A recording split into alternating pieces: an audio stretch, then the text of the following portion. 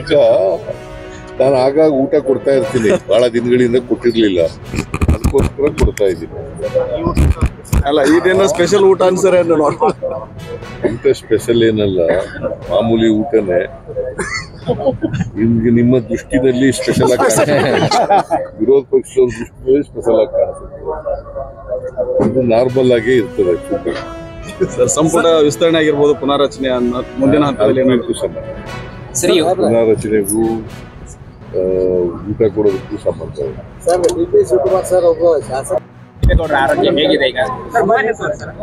ಚೆನ್ನಾಗಿದೆ, ಸುಧಾರಣೆ ಆಗ್ತಾ ಇದೆ. ಇನ್ನೊಂದು 2-3 ದಿನದಲ್ಲಿ ನಾನು ಡಾಕ್ಟರ್ ಕೇಳಿದೆ, ಸುಧಾರಣೆ ಆಗಿದೆ ಅಂತ. ಅಲ್ಲಿ ಡಾಕ್ಟರ್ಗೆ ಸತ್ಯನಾರಾಯಣ ಅಂತೇಳಿ ಡಾಕ್ಟರ್ ಇದ್ದಾರೆ, ಅವ್ರನ್ನ ಕೇಳಿದೆ. ಅವ್ರು ಹೇಳಿದ್ರು ಈಗ ಸುಧಾರಣೆ ಆಗಿದೆ, ಇನ್ನು 2-3 ದಿನದಲ್ಲಿ ಡಿಸ್ಚಾರ್ಜ್ ಆಗ್ಬೋದು ಅಂತ ಹೇಳ್ತಾ ಇದ್ರು. ಪ್ರಿಯಾಂಕಾ ಖರ್ಗೆ ಪತ್ರ ಪ್ರಧಾನಮಂತ್ರಿಗಳು ಹುಟ್ಟುಸದ್ದಿಗಳು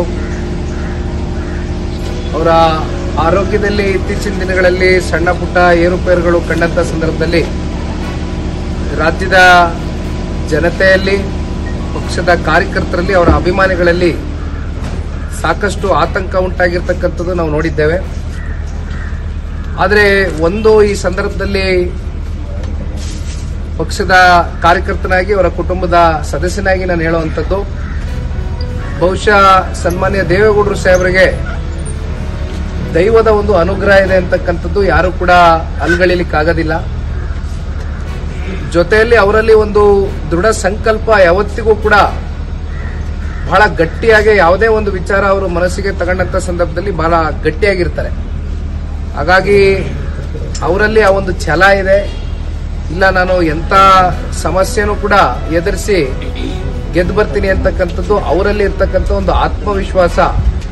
ಬಹುಶಃ ಇತ್ತೀಚಿನ ದಿನಗಳಲ್ಲಿ, ಕಳೆದ ಒಂದು ವಾರದ ಹಿಂದೆ ಆರೋಗ್ಯದಲ್ಲಿ ಸಮಸ್ಯೆ ಆದಂಥ ಸಂದರ್ಭದಲ್ಲಿ ಬಹಳಷ್ಟು ಜನ ನಾನಾ ರೀತಿ ಇವತ್ತು ರಾಜ್ಯದಲ್ಲಿ ಚರ್ಚೆಗಳಾಯಿತು. ಬಹಳ ಗಂಭೀರವಾಗಿದೆ ಅವರ ಒಂದು ಆರೋಗ್ಯ ಅಂತಕ್ಕಂಥದ್ದು ರಾಜ್ಯದಲ್ಲಿ ಎಲ್ಲೆಡೆ ಚರ್ಚೆ ಆದರೂ ಕೂಡ ಬಹಳ ಬೇಗ ಅವರು ಗುಣಮುಖರಾಗಿ ಮಣಿಪಾಲ್ನಲ್ಲಿ ಇರ್ತಕ್ಕಂಥ ವೈದ್ಯರಿಗೂ ಕೂಡ ಈ ಸಂದರ್ಭದಲ್ಲಿ ನಾವೆಲ್ಲರೂ ಕೂಡ ಧನ್ಯವಾದಗಳನ್ನ ಸಲ್ಲಿಸಬೇಕಾಗ್ತದೆ. ಅವರ ಒಂದು ಶ್ರಮನೂ ಕೂಡ ಅಷ್ಟೇ ಇದೆ.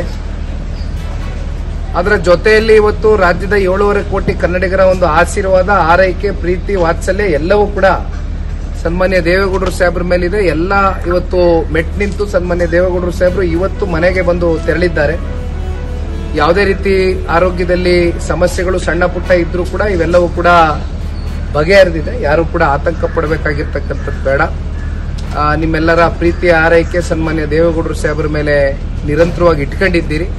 ಇದಕ್ಕೆ ನಮ್ಮ ಕುಟುಂಬದ ಕಡೆಯಿಂದ, ಸನ್ಮಾನ್ಯ ದೇವೇಗೌಡರು ಸಾಹೇಬ್ರ ಕಡೆಯಿಂದ ನಾವೆಲ್ಲರೂ ಕೂಡ ಸದಾ ಚಿರುಣೆ ಅಂತಕ್ಕಂಥದ್ದು ಈ ಸಂದರ್ಭದಲ್ಲಿ ಹೇಳಿ ಬಯಸ್ತೀವಿ.